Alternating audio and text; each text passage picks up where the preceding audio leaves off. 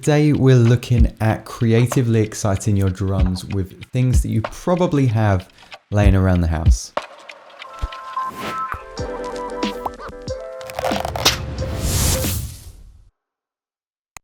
What's up guys, and welcome back to another episode of Inspired By. My name's Will and I'm making an assortment of music under the moniker Hushchild. I had a one-to-one session with Casket Pretty, an amazing producer and valued member of the Patreon and the Discord as well. And he asked, Will, how do you make interesting drum sound design? You know, like D0d or Dude. We had a whole conversation on how to pronounce this producer's name. So without further ado, let's look at interesting drum design. Okay, so you heard what we're aiming for in the introduction to this video. Just as a recap, this is what we've got. So not a huge ton of layers. We've got one group for all our Foley sounds, and then we have basic kick and snare pattern on these two tracks here with some bonus textures underneath. Let's see how I went about making this. Contrary to what you might believe, I didn't start with the kick and snare. I actually started with the Foley first because I wanted that to be the really interesting sound that the listener paid attention to. So my first Foley sound was this clock ticking. And then we had more of a grandfather clock, much more isolated recording. And then I had this clock winding sound, but I was only interested in these yellow highlighted sections. So what were my ideas for these Foley sounds? Well, I really wanted a unique hi-hat sound, and that's what I had in mind for this clock ticking. So what I did was just take 4 of the sounds that I liked and created some sections to split these sounds up. I highlighted those sections and made sure I warped them and set them as beats. With the forward envelope marker, we do this in almost every video probably, and then started to bring that envelope down.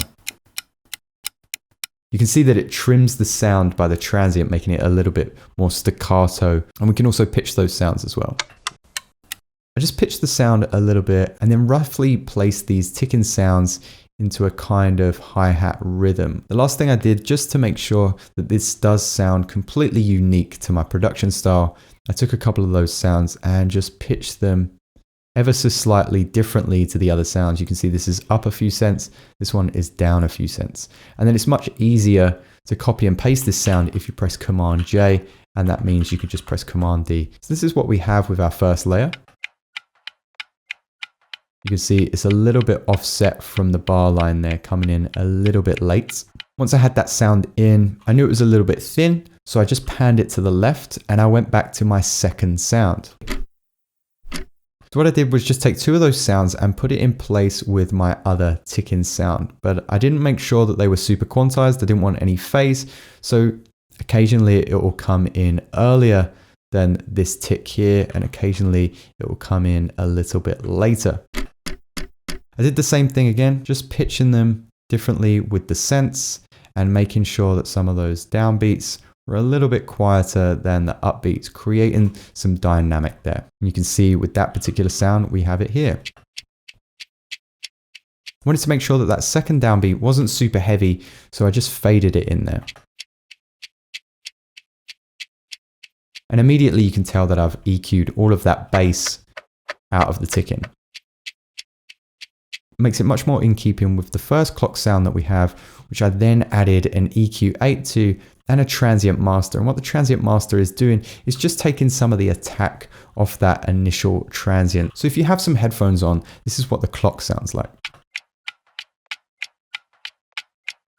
So one sound was panned to the left, one sound was panned to the right. And I just wanted to make sure that there was one more anchor point with a kind of shuffle hi-hat pattern. Originally I chose this sound here.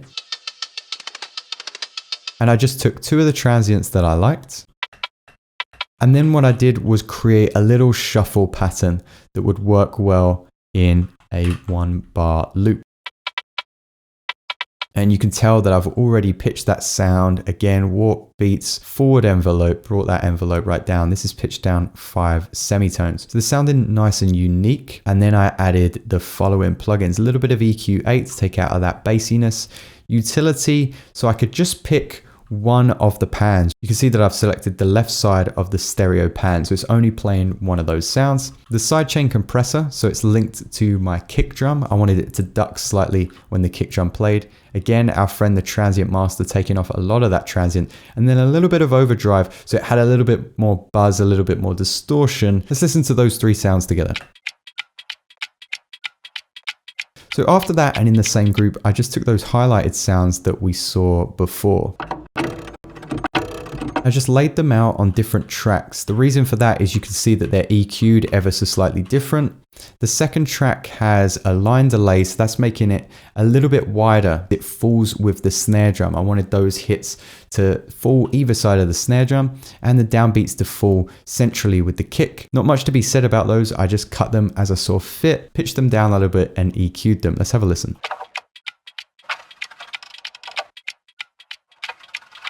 Nice and simple. Finally, I did add the kick and snare. Okay, so the obvious thing there is that that last snare has a blast of Valhalla vintage verb on the return. That makes a nice new hit at the end of the loop, keeps the listener engaged, and it's a great way to kind of extend the bar line. You don't have these succinct loops that just have a start and end point. One of the first things that I did was add this envelope follower. I've made a quick short on the envelope follower earlier this week. Make sure you check it out. And that's linked to the EQ here. So it's just making sure that any frequencies I wanted to be ducked a little bit are ducked on some of the Foley. And then I added Shaper Box 2 with the Noise Shaper plugin. The reason for this is I wanted there to be a tail of noise with our kick drum. You can see that it gradually gets louder over time. Check this out. And once again, I've got a whole video on Noise Shaper and just how powerful it is and all the ways that you can use it. I've done the same on the snare as well. So we've got the envelope follower attached to a different EQ and a different type of noise on the snare. On the snare, we're using cassette B-side with a little bit of EQ to make sure that we don't have loads and loads of noise. And then with the kick, we're using a different type of noise preset. We're using the tape echo. So these two sounds are actually complementing each other with noise now, and we don't have to have some stock vinyl noise in the bottom of our track. We're better than that. So with all of those sounds together, this is what we have.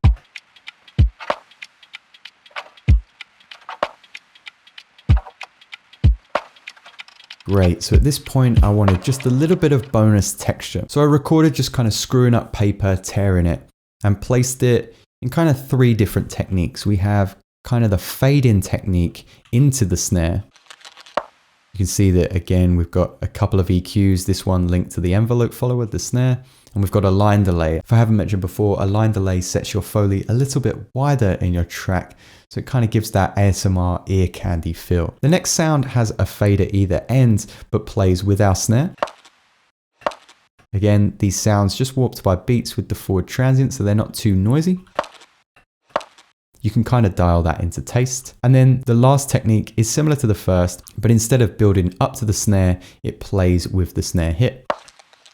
You may have noticed that these sounds were put into groups. All of these clock sounds were put into a clock Foley group so that I could EQ them, and then I could also add a little bit of RC20. RC20 is just kind of distorting this mid-band of frequencies and adding a little bit of wobble so that once again it's given that slightly imperfect lo-fi sound. And then all my drum sounds are put into this overarching drum group. We've got a utility with the bass sounds being put in mono. I'm using the Waves H comp, which I just can't get enough of. If you want to cop yourself some Waves goodies, there's a link in the description. I'm not actually compressing this drum layer. I've got the ratio and the threshold turned down, and I'm just using the analog controls along with punch to just dial in some color. I'm EQing those drums, and then I'm just using the glue compressor with a slow attack and a quick release with a little bit of makeup gain, bring the threshold down about 10 dB, just to kind of bring everything together, give it a little bit more punch. And then all you need to do is record the melodic elements that you like, and you're good to go.